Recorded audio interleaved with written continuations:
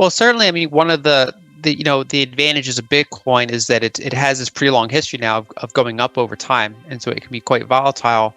And so in developed countries, a lot of people don't get why someone would own Bitcoin other than speculation, and it's because they're used to having pretty stable currencies. Whereas emerging markets, they generally, some of them are currently going through very bad periods of inflation, and other ones generally still have inflation somewhere in their memory over the past 20 years or so. Whereas the United States, we have to pretty much go back to the 70s to have a memory of strong inflation.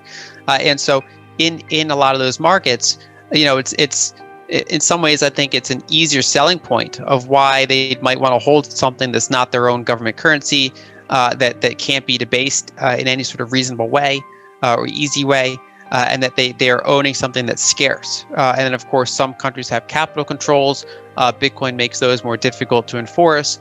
And so it means different things to different countries. And obviously in say, Lebanon, right, they have a much worse inflation problem than many other countries. And so that's, it's a more extreme situation. But across the board, I mean, I think it's one of those things where Bitcoin can benefit, people in every country.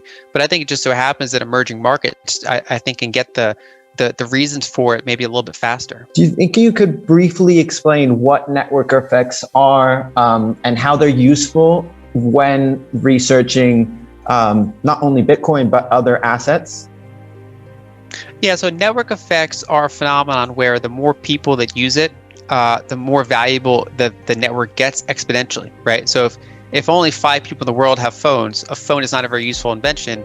But if half the people in the world have phones, then suddenly it's one of the best inventions ever. And so basically the phone gets exponentially more useful the more people you can call with it. And so the same is true for email. The same is true for social networks, right? You wouldn't want to have a social network with almost no one on it.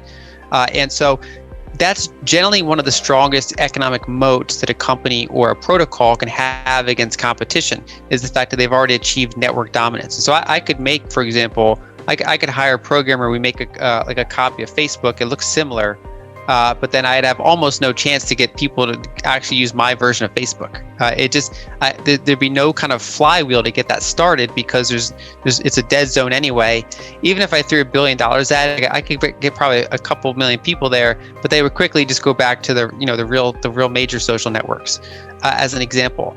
And so that's true. Also, I've used the example of Wikipedia. Wikipedia, you can download the data.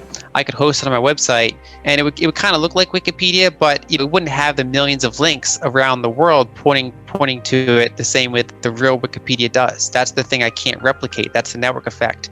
And I can't replicate the fact that there's so many users on Wikipedia updating it. I can't convince them to come update mine instead. And so mine will always be this kind of shadow of the real thing. And so my biggest concern when looking at cryptocurrencies, especially back in 2017, was, okay, so it's open source, anyone can make a copy of it. And so the whole idea of scarcity is then challenged if someone can just make Bitcoin 2 or Bitcoin 3 or Ethereum 2. And so I was like, I was concerned that, even if the space takes off, it's neat technology, the capital could go in and just diffuse among like so many different protocols, like basically a permanent alt season where just like everything kind of goes up and down and nothing really kind of accumulates persistent value. But then I kind of just kept studying the space more, and I saw that the network effects apply very strongly to cryptocurrency. And network effects apply to money in general. I mean, part of why the dollar has hegemony, in addition to just the United States military strength, the history of how we got here, is that it's kind of self-sustaining as a network effect. And so, there's dollar-denominated debt around the world, including in Chile. And so that basically that's demand for dollars, right? Because all these countries need dollars in order to service their dollar-denominated debt. And then out of kind of ease, lenders, when they lend more money, they often do it in dollars. They could do it in euros, sometimes they do, but that dollar has the strongest network effect in that space. And that's why generally diversifying away from it is a slow process, right? Because it's so entrenched already. And so with Bitcoin, for example, or cryptocurrencies in general, the fact that the security is tied to tied to how popular it is generally, right? So it's much harder to attack. That makes it more desirable to begin with, so more people stick with it. That makes it even more secure. We also see, for example, that more developers work on the top cryptocurrencies, so they get better hardware wallets, they get better applications. they get better security and upgrades over time than some of the ones that kind of get left behind. And so we start to see over time that cryptocurrencies start to resemble social networks in the sense that they have these network effects, and you're going to have, most likely just a small number of them rise to the top, and that long tail of thousands of cryptocurrencies, for the most part, don't matter. And so the two that I consider to have really strong network effects this time would be Bitcoin and Ethereum. Whereas the other ones, they might have kind of interesting use cases. They're showing interesting technology, but they still haven't, reached a network effect that is kind of self-sustaining. An example I like to use is, the whole internet runs on TCP/IP, and it could have been, it could have been designed a little bit differently. Someone can make a competing protocol. In fact, there have been competing protocols, but they never catch on because the entire internet's kind of set up to use this one method. And so even if I came along and said, hey, I have this method that's like 5% better than TCP/IP, people would say, oh, we don't care, because the fact that none of the websites in the world are going to interact with your protocol already makes your protocol a million times worse, even if it's 5% more efficient. And so, if anything, TCP/IP could maybe kind of incorporate some of my ideas, make theirs better, but my protocol would never catch on. And so, generally, basically, in order to disrupt an existing network effect, the up-and-comer has to be like 10 times better. It has to be like so much better that you eventually just can't not switch. It's clearly superior. And so we see, for example, that these network effects rise to the top, and then the question is, can they sustain them? Can they upgrade enough to make sure that nothing comes along that's, say, 10 times better, and then they kind of remain kind of the kings of the space? Where do you see Bitcoin over the next coming years and decades? So we're starting to see, if you do polls of investors in certain countries, I haven't seen it for the whole world, but I've seen it in individual markets. You're starting to see the fact that as many or more people own cryptos than own gold, and that skews younger. I mean, obviously, if you're in your 30s or 40s or 20s, you're more likely to have that be the case than if you're in your 50s, 60s, or 70s. And so generally, we are seeing an adoption of it as kind of a monetary asset. And so there's some countries like Singapore that's pretty high.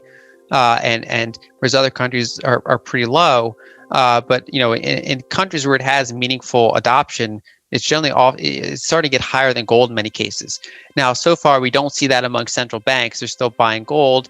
That's their asset of choice, and that makes sense because even Bitcoin, as big as it is, it peaked at like 1.2 trillion this year so far. Now it's back below a trillion. Ethereum is a few hundred billion, and so.